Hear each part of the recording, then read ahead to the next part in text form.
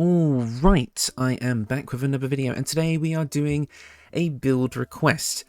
Now, I have a very interesting history with this franchise. We're building Kirito from Sword Art Online. Now, Sword Art Online was actually like the second anime I ever watched. It came from a recommendation of a friend back when I was like 14. So I do know a little bit about this character, but honestly it's been so long and I haven't seen any of like the newer stuff. So I'm just kind of building this character based on what I could quickly find on the wiki and you know, what I genuinely remember from the show. This was, like I said, a build request from a commenter, but I do know somebody who is probably going to enjoy this video quite a lot. So Smo, this one's for you. Don't worry, buddy. There's no spoilers here. So, anyways, we're building Kirito today from Sword Art Online, as I said, and, well, this was an interesting one, because you think, like, when you build an anime character on... I should probably say, yes, we're building an anime character today, and I know that's going to come with a certain amount of attention from the anime community, which I understand can be a bit... opinionated, so let's just say that anything I say in this video does not reflect my opinion on the actual show or the franchise itself. I'm just building a character here. Please don't hurt me. This is all jokes, by the way. I'm sure it's fine.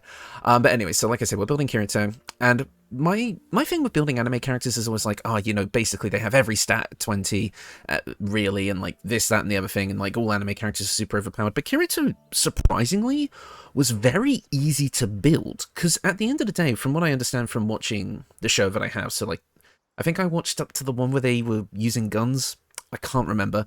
And basically, from what I understand, he's not like the type of guy who, you know, has a lot of crazy abilities. He's just very, very good at fighting, which works really well for a game like this. So this, as far as building anime characters go, this is actually going to be fairly simple, and it gives me an opportunity to kind of show off what the fighter can do, because this is going to be a fighter build, and it's going to be pretty much a pure fighter build. Now, I'm pretty sure anybody who was coming into this video was probably going to expect, oh yeah, we're probably looking at a fighter rogue mix with dual wielder, and at any point in this video, at any point in this build, rather, you could take like 4 levels of rogue to get, you know, thief, get 2 bonus actions, get like bonus action dashing and such, for that kind of anime character movement, and then also get a bonus offhand attack. But I really do feel like you're not gonna get as much out of 4 levels of rogue in this particular build than you would going straight fighter, and you'd actually be losing quite a bit if you multiclassed with this build. So this is pretty much going to be a pure fighter, and we'll get into my justifications why as we go through the video. But how about we just get into it, instead of me just rambling on. So we're going to be starting off as a fighter. This is going to give us all of our armor and weapon proficiencies that we want, which is super, super good. We're also going to be able to grab our fighting style, and obviously we are going to be going with 2-weapon fighting, so that whenever we make an attack with our offhand weapon, you can add your ability score modifier to the damage of the attack, meaning that with our bonus action, we'll be able to attack, and we'll be able to do this pretty early on. I mean, level 4 at the earliest is where we're going to be able to get the dual wielder feat to be able to dual wield longswords, because spoiler alert, that's what we're doing. But you could obviously dual wield light weapons until you get some decent longswords, and the dual wielder feat, and then just go ham. So yeah, we definitely want this right off the gate, right off the bat, and the fact that we get it at level 1 is super, super awesome. As for our ability scores, now again, with making anime characters, obviously these would all be super high in an ideal world. But since we are making a fighter build, we want to be focusing mainly on our combat stats, that being strength, dex, and constitution. Strength I'm going to have at 17, which yes, I know the D&D build community probably hates the fact that I use odd numbers, but strength is pretty good to do as a 17 in this game, because you can use Athel's Boon and the Potion of Everlasting Vigor to boost this up to 20 without needing to take a single ability score improvement, meaning that getting things like the dual wielder feat and another feat that we're going to be grabbing later on as well, earlier on doesn't matter, because again, this is a longsword build, we're primarily using our strength. I know there's finesse longswords in the game, but I've chosen not to go with those for reasons you'll see in a minute. So being able to get our strength to 20 without having to put in any ability score improvements is super, super good. So you want Ethel's Boon and the Potion of Everlasting Vigor for this. Now, I understand that getting Ethel's Boon and the Potion of Everlasting Vigor does kind of go against the hero archetype. Obviously, you know, Kirito wouldn't actually do those things. I mean, Maybe he would, I don't know. I'm pretty sure the character is supposed to be a blank slate that the character projects onto, and hey, look at what we're doing now. And I'm just going to say that this is like Kirito if he was playing like a new full dive VR game called Baldur's Gate. I think that's more what we're building here, rather than just like, you know, just trying to replicate the actual character from the show as much as we can. So, I mean, yeah, basically Kirito's playing Dungeons and Dragons. That's what this build is. So I feel like if he's going into it with the mindset that this is just a game, that he's not going to get murdered in if he dies, then I think it makes sense that he would just be like, you know what, for the sake of my perfect build, I'll just make these weird character choices. So I don't think Ethel's Boon and the Potion of Everlasting Vigor are going to be too detrimental to a build where both you as a player and the character itself could just kind of hand wave it as a game mechanic. So you definitely want to grab those two. That's my justification for it. Dexterity at 16, we want our AC to be high and our initiative rolls to be high and our speed to be high because, again, Kirito has like freaking a 30 in dexterity. Constitution is at 14. Again, this would be higher, but since we're going a full fighter, you can bump this up pretty much at any point, and you will be fine, but 14 is still a good middle point to go with. And we have 2 extra points, and again, ideally, intelligence, wisdom, or charisma would all be a lot higher, but again, we're actually building a balanced character here, so we have to make some sacrifices. I've gone for a 10 in charisma here, because if you've seen the show, somehow this guy has charisma. I honestly have no idea how. So I'm just putting it there, but honestly, you can put it into anything you want. It really doesn't matter how. Feel free to mess around with some of these points to get one of these higher if you want, but this is the build I'm going for here. As for our skill proficiencies, I've gone with the Sage background, because I feel like for the character, like, his whole thing, I think, in the earlier season was the fact that he knew so much about the game, and that's what made him good. So I feel like having Arcana and History does kind of make sense for a character like this, so I went with it. I don't know why my Arcana is listing as -1. It shouldn't. That should be +1 with our proficiency. I don't know. But also we've got Stealth because I've made him a wood half-elf. I decided to go for the half-elf just because it has a younger looking, more anime-like face, and he was like an elf in one of the seasons, I think, so it works out.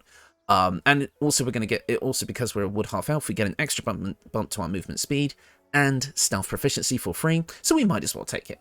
I've also gone for athletics, so we have a better jumping and pushing ability just to kind of lean into that strength angle, and I've gone for intimidation just so one of our social stats can be decent, but honestly you might want to finagle around with this and maybe even pick up like the Mind Flayer power that gives you like expertise in like the other, in this and like the other stats as well, but that's entirely up to you.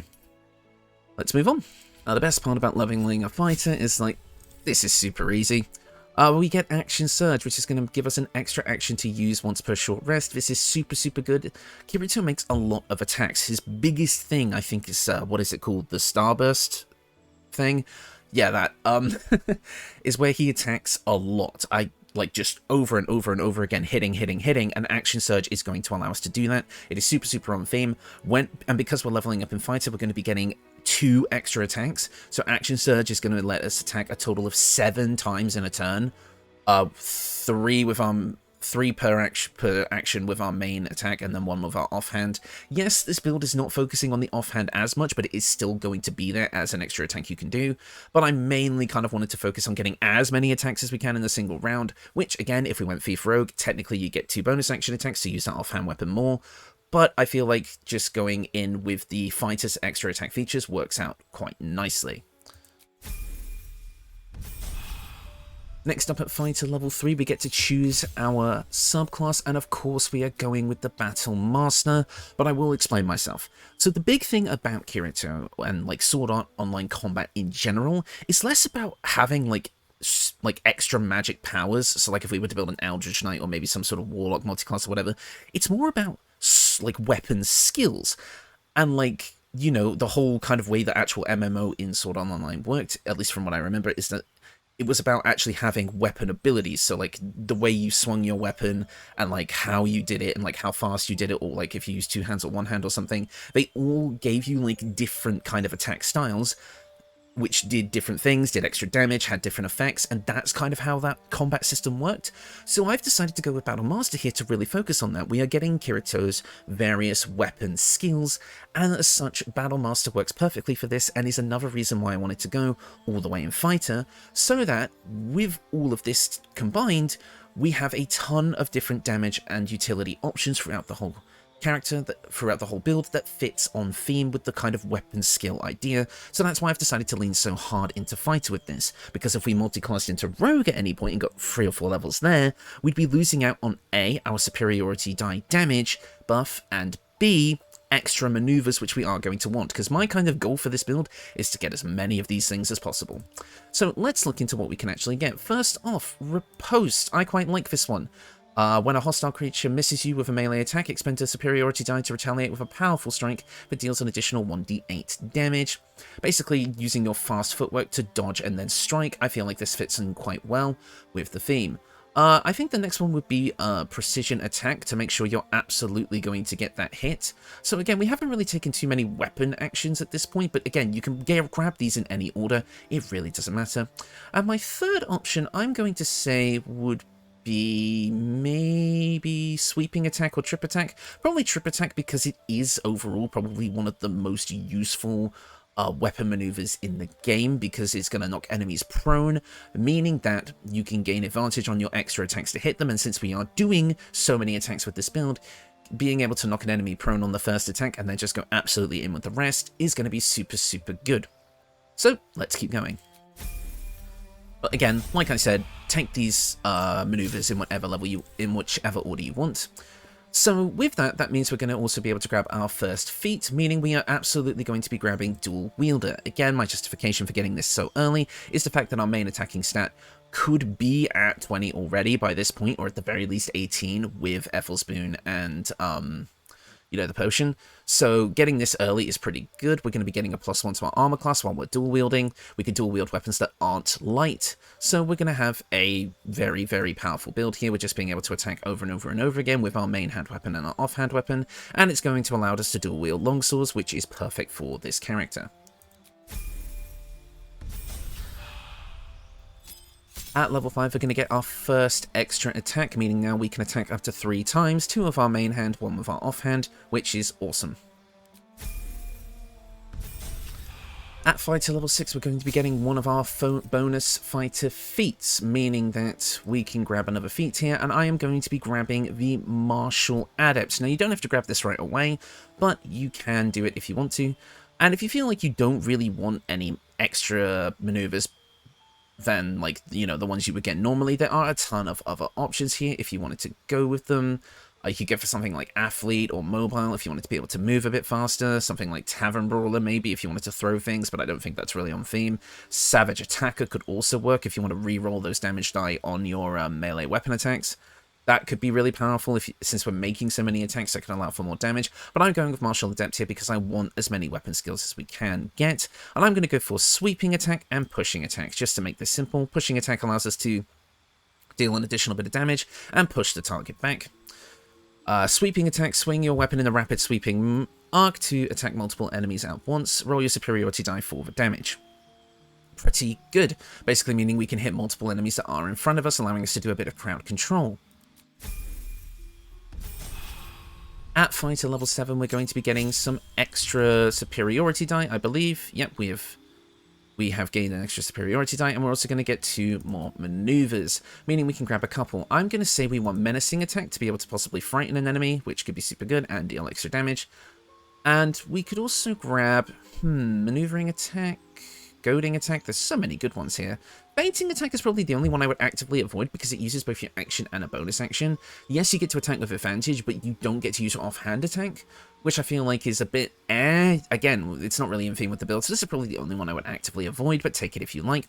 I also think I'm going to grab Evasive Footwork, allowing us to basically use the Monk's Patient Defense to oppose disadvantage on melee attacks against us, which I feel like, again, is in theme for the build, so I'm going to grab that here. Next up at fighter level 8, we're going to be getting another feat, and finally we're going to start doing some ability score improvements, and I want to bump up our dexterity to 18 to increase our AC and give us a bunch more features related to dex, basically just being able to get a better initiative roll and stuff like that. So definitely want to pick this up here, or you could go for Constitution first if you want that extra bit of HP. It really doesn't matter. I'm going to be going with Dex first and grab Constitution later.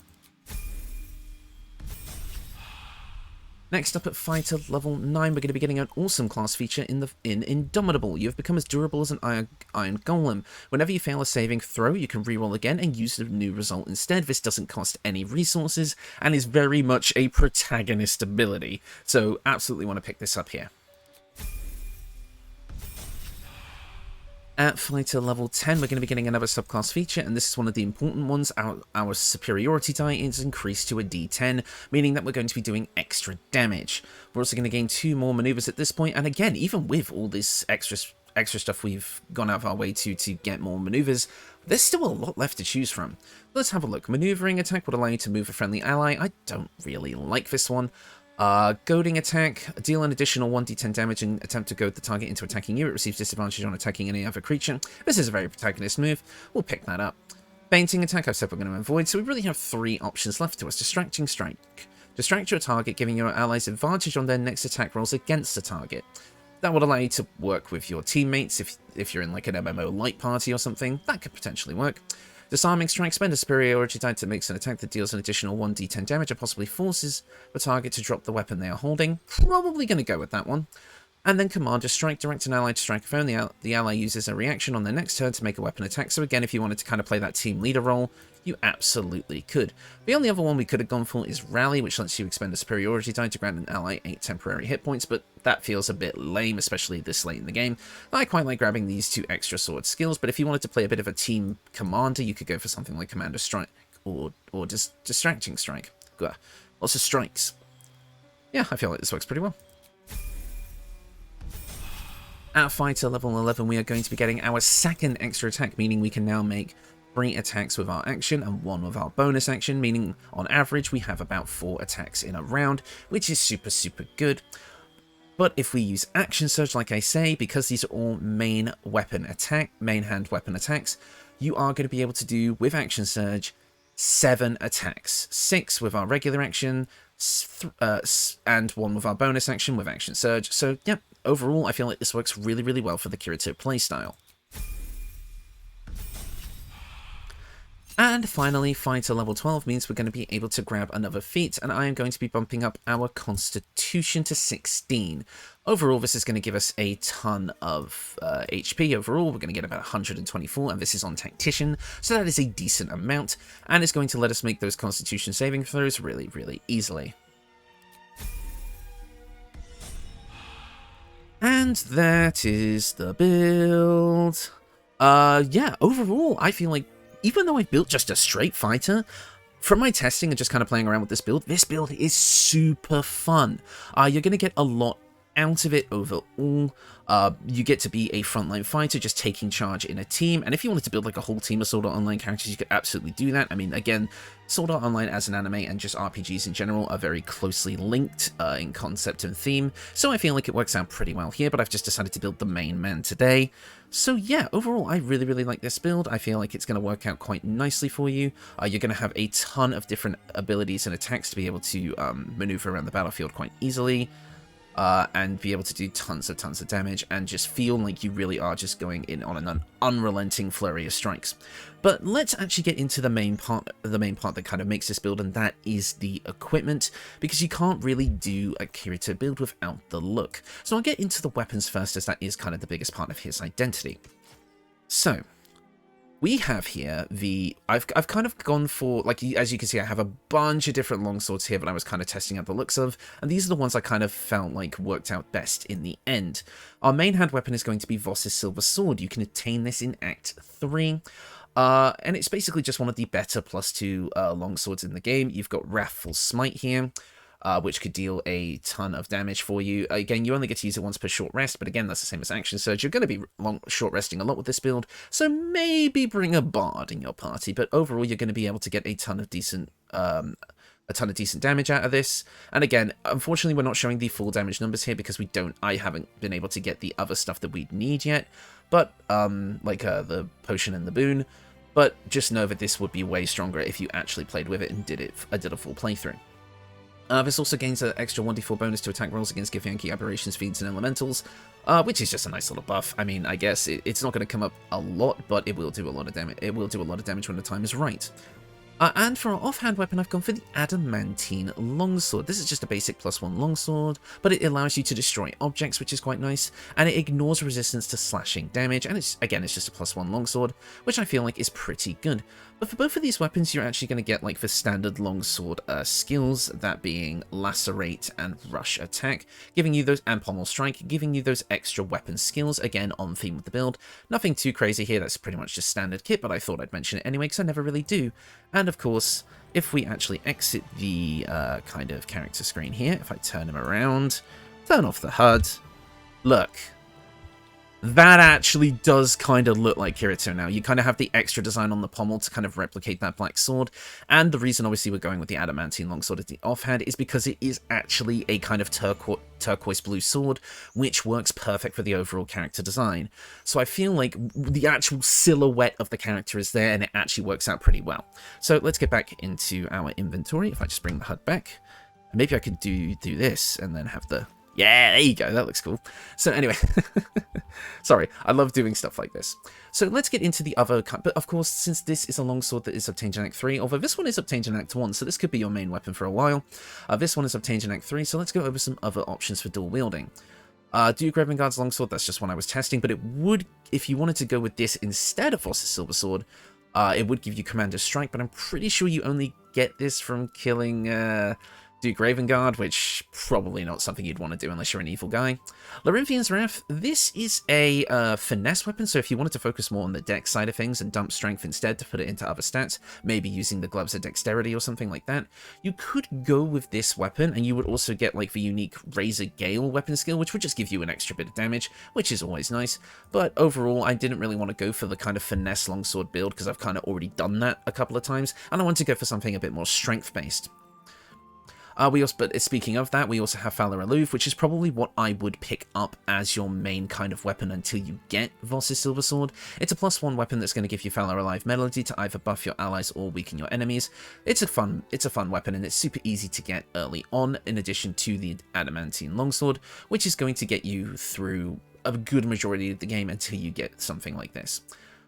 We also have the Render of Scrumptious Flesh. Again, I just kind of was looking at it design-wise, and again, it's not really that different from Voss's Silver Sword, but this would give you a +2 weapon that can deal necrotic damage, and could also use a special attack called Part the Flesh, dealing extra necrotic and extra necrotic damage, and ignoring slashing resistance and such, and would just give you like an extra little thing that stops enemies from being able to heal. It exists. Sword of the Emperor was another one I looked at as a +2 weapon that does an extra d4 damage against shapeshifters or polymorphed creatures, which I think is only relevant really in Act 3. And the Wielder has a +2 bonus to saving throws for spells. Again, I was just kind of looking at this for the design, but I still think Voss's Silver Sword is going to work best for you overall. We also have the Blade of Oppressed Souls. It's just, again, it's just regular longsword. I don't know, I was kind of just looking at these options to see if I could get a bit more of a black-looking sword, but I think Voss's Silver Sword, being one of the more powerful options in the game, and probably looks the best overall for this build, definitely worked out in the end. So yeah, that's going to be our weapons. They are Voss's Silver Sword and the Adamantine Longsword, but there are tons of other options that you can look at. So let's get into the actual equipment now. As for our helm, we have the Helm of Baldur, and the helmet heals you for 2 points at the beginning of every turn, which is awesome. You gain a +1 bonus to armor class and saving throws. Awesome. You cannot be stunned, and attacks cannot land critical hits against you. Now, this is an Act 3 helm, but you can get it as soon as you get into Act 3 without having to fight anything if you know where to go. It is a super powerful option, and the reason I kind of went with it is for a couple of reasons. One, couldn't really think of anything else I actively wanted to show off in the head slot, and of course, since this is an Act 3 get, you can use anything really up until this point. If you want a really early Act 1 option, the Haste Helm could be quite good, because it would give you momentum at the start of combat, and you can literally get it like 10 minutes into the game, and it would do you quite well, and you could just pick up any decent looking headpieces as you go along, but this is the one you want to be aiming for. But the main reason I wanted it is for the healing aspect, because there's this one scene that always stuck out to me when I watched Sword Art Online, but I still kind of joke about to this day, and it's the, I'm healing so fast but you can't hurt me. Like, basically a bunch of enemies were attacking him, I think, and like, his healing factor was so strong, and their attacks were so weak that he was just out healing the damage. So I kind of wanted to lean into that in this build as just like a personal joke, but obviously build whatever you like. And obviously this helm comes with that, and a ton of other awesome stuff that we actually really want, and feels great for a protagonist. We're wearing the padded armor +2 because it is the closest to kind of Kirito's outfit throughout the times. I think I kind of went for more of the like Season 2 elfish design really with this because it was the closest thing you could kind of get. Now obviously this isn't pure black, there is no dye that is going to give you a pure black Kirito look unfortunately, and trust me, I messed around with it for as long as I could. If we pull this up here, because this is the black and azure dye that I've gone with here, which is I think is the closest vanilla dye that is going to work. Because if you look at Harlequin Black and White, which is what I initially went with, yeah, doesn't really work. However, if you are using a mod that gives you like a pure black dye, like I am, for example, we have Dye Leather Armor Black. That obviously looks way closer, but again, I try to keep these builds as vanilla as possible for console players. But if you do want to pick up a dye mod that would give you a bit more of a pure black, you can absolutely go that route. But I will be switching it back to the black and azure for the vanilla game option, which I do actually think works well enough. Yes, you get that little bit of blue on the front and on the leggings, but I don't think it's going to be enough to ruin the experience, as we'll say. Maybe we'll do like a full black armor showcase at the very end, just to kind of see what you could go with. Now, the gloves are weird. There's a lot of different options for your gloves here, and it honestly depends on what you want to focus on with this build more, and kind of how you want to build it. But I'm just kind of showing off a bunch of different options. The Wanderer's gloves can be obtained really easily in Act 1, and even though we're not a bard, they still work quite well for us, because they're going to give us a +1 to our armor class, which is awesome. We want it to be as high as we can get it. And in addition, if you have bardic inspiration, you gain 1 more use of it. Again, we're not a bard, but I feel like just getting that +1 to our armor class is good enough on its own for a really early game option. This is an Act 1 option. But let's look at some of the other options we can go with. The other one that kind of spoke out to me was the Fleet Fingers, which after you dash, you can jump for free without using a bonus action. Combining that with our footwear option, which is the Boots of Speed that allow us to dash as a bonus action similar to a rogue, you could get a lot of verticality out of this little combination. The reason I've gone with the Boots of Speed here is because yes, even though we're not taking rogue levels, I kind of want that quote-unquote anime movement, so being able to dash as a bonus action to be able to close in when you need to is really good, but again, you could just take rogue levels for that if you wanted to, but this is just a nice option that you can get in Act 1 as well, and combining these two together is going to give you that anime movement, but again, it's up to you. The other option I have here is the Arachnia braces, because I understand that Kirito doesn't actually wear like gloves in the show, so if you wanted to show off the like kind of his hands, you can, and this is going to give you some interesting things. Quickened Mage Hand, so you can cast Mage Hand as a bonus action, not really on theme, but hey ho, but it would allow you to cast Telekinesis. Using your strength modifier for the for the DC, which for us would be really high. So you could get kind of like anime strength with this, but again, it's not really on theme, but I felt like showing it off as a decent Act 2 option. Now our final 2 options are the Gloves of Dexterity. Now, obviously, we've leveled up Dex for this build, but if you wanted to dump Dex and go with these instead, they would be a really solid option and would allow you to put your stats into other things, such as Charisma, Wisdom, and Intelligence, maybe even Constitution. Since we ended up with an 18 in Dex anyway, this might be the stronger option overall. So if you wanted to maybe level up your Dex to start, once you get into the Githyanki Crash in Act 1.5, grab these, and then sub out these stats for other things to make a more rounded character that might work better throughout the overall game. But I feel like I've been relying on the Gloves of Dexterity for a lot of my builds, and I did not want to do that here, so I decided to show off a different option. However, if you wanted to go this route to make a more rounded character, I would absolutely recommend it. It would definitely make this build more fun in dialogue. But my main option that I wanted to go with at the end here is if you get into Act 3, you can grab the Gauntlets of the War Master. Again, doesn't really work for the fashion, but you cannot deny how on theme these are for this build. The Gauntlets of the War Master are going to give targets disadvantage on saving throws against your maneuver and weapon actions. Since we're using so many maneuvers with this build, I could not bring this up. This is a huge thing. Any of our effects from our maneuvers that require saving throws are going to be way easier to land. You'll be knocking opponents over, pushing them back, doing all sorts of things with this build. Again, fashion-wise, though, it's a bit atrocious, and I do apologize for that, but I felt like if I didn't mention it, it was going to get mentioned. You also gain a +1 to your attack, so, you know, that's whatever. So I would definitely say the Wanderer's Gloves to start for that extra bit of AC. But then maybe moving on to the Gloves of Dexterity and then finagling around some stats if you want to be a more rounded character. So that is entirely up to you, but I will just say this is kind of the options I'm going with at the moment, because aside from the Helm of Baldur, all of these armor pieces can be obtained in Act 1 as well as one of your main weapons, so this build is going to get a head start pretty early on.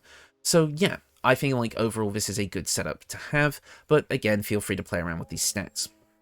Now, our accessories are a bit interesting. This is a combo that has been pointed out to me a few times in the comments, and again, it kind of fits into this healing so fast that you can't damage me kind of thing, which I'm just kind of playing into for the memes, but I feel like I wanted to bring it up here. So, the Parapet of Wound Closure. I've never used this before, but it's actually really cool. When downed, automatically stabilize at the start of the turn. Basically, so even if you go down in true anime fashion, you can get up a bit easier. You just don't have to make death saving throws, which is good.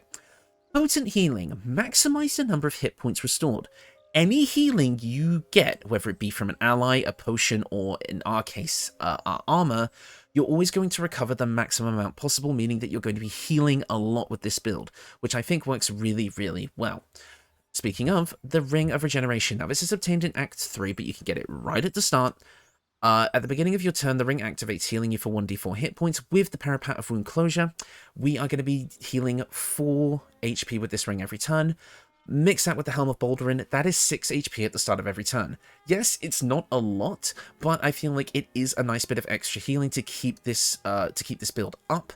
And because obviously we're going to have high AC and a few other things, we are going to be dodging quite a lot, and we have a decent pool of HP. So I feel like with this little bit of healing, you are going to be able to stay in the fight a lot longer. It's also going to trigger an extra thing here, which is going to be the Whispering Promise. When you heal the creature, and this can include yourself, you gain a +1 bonus to attack rolls and saving throws for 2 turns. Plus 1d4, my apologies. Basically meaning that, because we are healing ourselves for free with the Ring of Regeneration and the Helm of Baldur, we are constantly going to have Bless, which is super strong. We will constantly have Bless up on ourselves, and again, we're always going to be healing that maximum damage. This is going to feel like true protagonist power. However, if you don't care about the maximum possible healing, you could also go with the Brood Mother's Revenge, which whenever the wearer is healed, the weapon becomes coated in magic and deals an extra 1d6 poison damage. I thought it was 1d4. Huh, perhaps I got something wrong there. But anyways, this means that your attacks are going to do even more damage. Kirito doesn't really use poison, so I kind of feel like this is more on theme, but I wanted to point out the Broodmother's Revenge as an option here.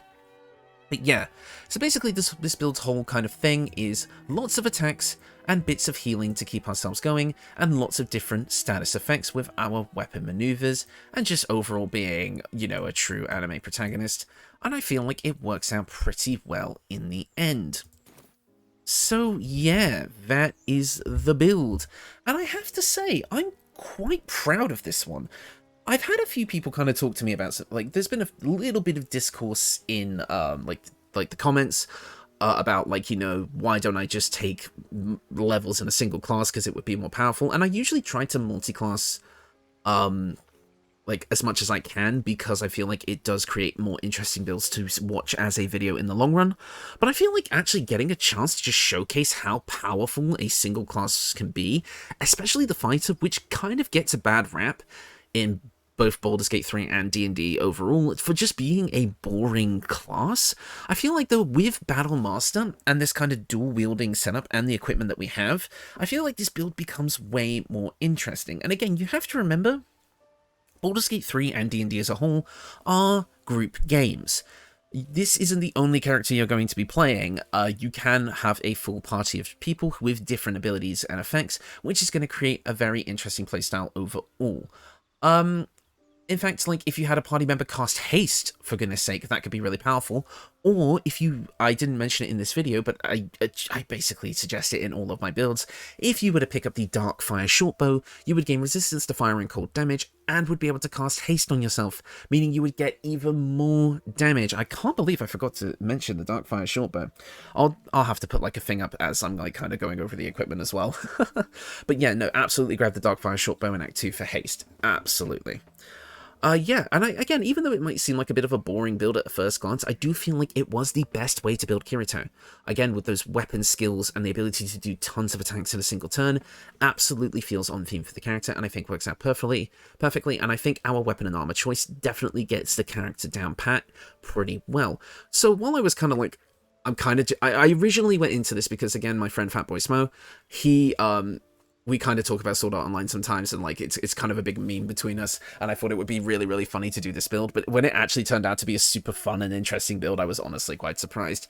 So yeah, hopefully you guys enjoyed the build overall. I feel like it was quite fun. This should be going up on Monday. I'm kind of recording some videos out of order because I'm going to be recording a very, very special video kind of later today, which I'm really looking forward to doing. So I hope you all enjoy that. It should be coming out later today as of time of recording, which is a Sunday. So I'm really looking forward for you guys to see that, because I think it's going to be one of my favorite videos. But yeah, I think that is going to do it for me. I guess I'll log out this time. You know, like an MMO, like the show. Oh, fuck me.